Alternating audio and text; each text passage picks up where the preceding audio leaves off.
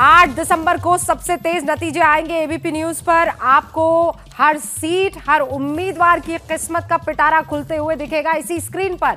फिलहाल स्क्रीन पर लेफ्ट और राइट पे जो आप देख रहे हैं वो हाल फिलहाल जो वोट डाले जा रहे हैं उसका प्रतिशत आपको दिखाई दे रहा है।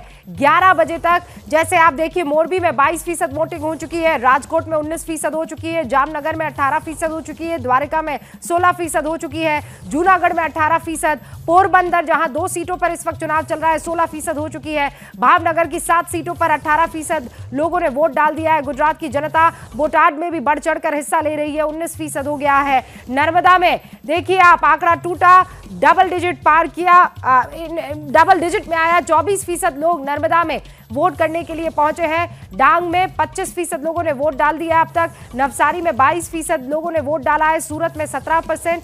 धीमी है लेकिन कह रहे हैं कि जैसे जैसे शाम आएगी वैसे वैसे ये आंकड़ा लगातार बढ़ता चला जाएगा। अंकित भी हमारे साथ मौजूद है। अंकित, आपके यहाँ की क्या रिपोर्ट है जामनगर की?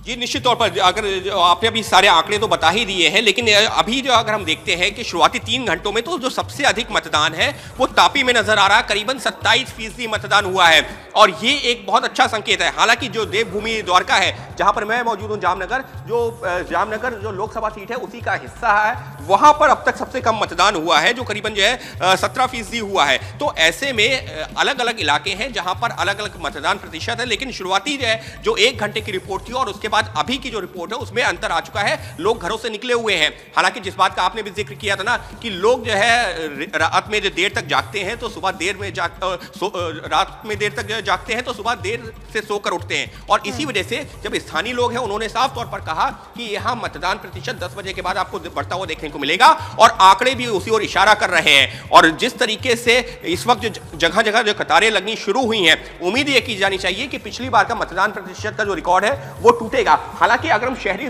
बूथों की बात करें तो प्रेम जी आइए अगर हम दिखा सकते हैं तो यहां पर जो है इस वक्त महिलाओं की संख्या ज्यादा नजर आ रही है पुरुषों की तुलना में। उसकी क्या वजह है? उसकी वजह ये मतदान कर दिया आपने तो देखिए ये एक चेहरे पे खुशी भी है और आपको आभार पत्र भी मिल गया है, थैंक यू कहा गया। Thank you. ये देखिए रूबिका, ये भी जो है जो खुशी है ये अपने आप में बताता है और ये आभार पत्र दिया जा रहा है।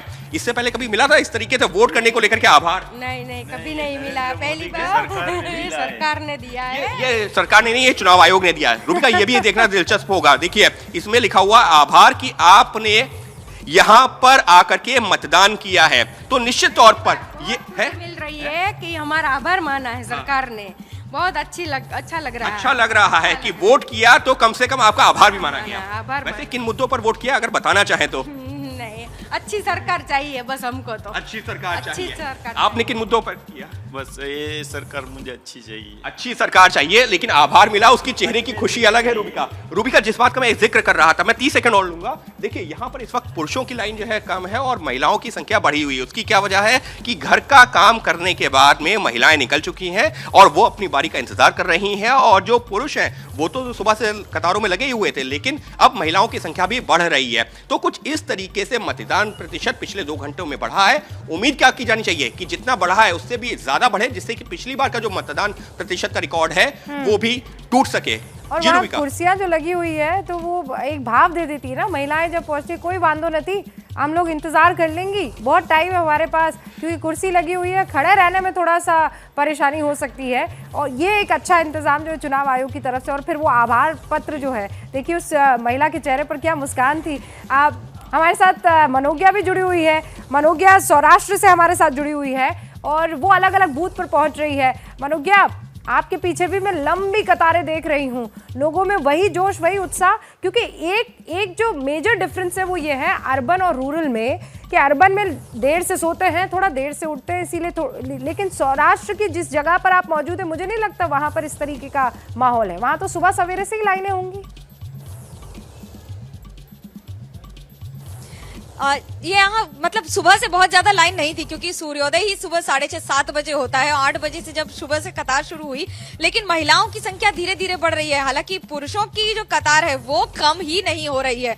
मैं सुबह से जिस बूथ पे जा रही हूँ, हर बूथ पर 20 से ज्यादा लोग आपको खड़े हुए दिख जाएंगे। लेकिन महिलाओं के लिए तो आज त्योहार से कम नहीं है, सज धज कर एकदम बड़े दिन की तरह त्योहार है ये तो। और कैसे आज का दिन बड़ा रहता है और किस मुद्दे पर वोट करते हैं? वोट देखो, वोट करना अपनी नैतिक फर्ज है। राष्ट्र को कैसे मजबूत करना वो अपनी नैतिक फर्ज है। वोटिंग तो करना ही चाहिए, लेडीज हो चाहे जेंट्स।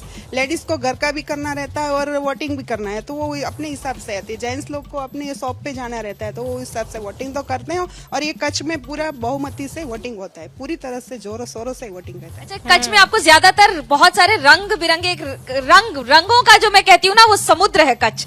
कच्छ में आपको काला, हरा, बैंगनी, नीला, पीला, कोई ऐसा विश्व का रंग नहीं होगा जो नहीं दिखेगा। मैम ये बताइए आप कि आपने अपनी वेशभूषा में आते हैं, हर जगह रोज रहते हैं इसी में, लेकिन आज किस मुद्दे पर वोट किया है? बोलते हमने नहीं आवड़े। बोलती हमने नहीं आवड़े, नहीं आवे भाई। किस मुद्दे पर वोट करते हैं? वोट करने आए, ये सबसे बड़ा काम है मनोज्ञा, ये सबसे बड़ा काम है। आप वहाँ के रंग बिरंगे वेशभूषाओं को हमें दिखा रही हैं। आप खुद आज उसी वेशभूषा में रंग के लिहाज से नजर आ रही हैं, और मतदाता आज सिर्फ एक ही रंग में डूबा हुआ है, और वो है मत के दान का रंग। हमें किसी भी कीमत पर मत डालना है अपना, ये फर्ज है। आप देखिए हर कोई ये कहता हुआ नजर आ रहा है। क्या मजबूरी है मेरी, बताइए। मैं अभी आपको बताती हूँ कि मैंने ओए होए होए होए, नमकीन के चटकारे लेते हुए टकटकी मार के डिबेट शो को पॉज रिपीट कर करके देख रहे हैं जोगिंदर जी। इनकी तरह आप भी देखें अपने फेवरेट डिबेट्स को रिपीट कर, और डाउनलोड कीजिए एबीपी लाइव ऐप अपने स्मार्ट टीवी पर।